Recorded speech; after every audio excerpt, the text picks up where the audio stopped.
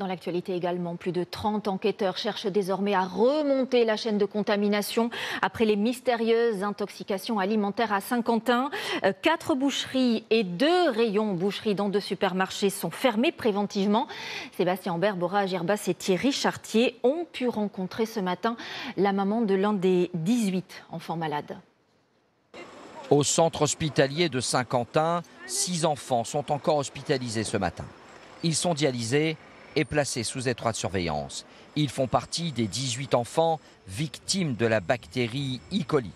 On a rencontré la mère d'une fillette de 1 an et demi qui a été hospitalisée 4 jours durant. Elle a fait une échographie de l'estomac.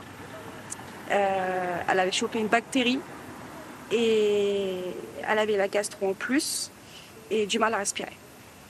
Justement, elle avait mangé de la viande de la boucherie. Ce matin, 4 boucheries de Saint-Quentin sont toujours fermées, tout comme les rayons boucherie de 2 supermarchés voisins. Tous les enfants contaminés ont consommé de la viande souillée par l'E. coli. Devant les écoles, les mères de famille sont très inquiètes. J'ai changé toute l'alimentation, plus de viande. Je refuse pour le moment qu'elle reste en cantine.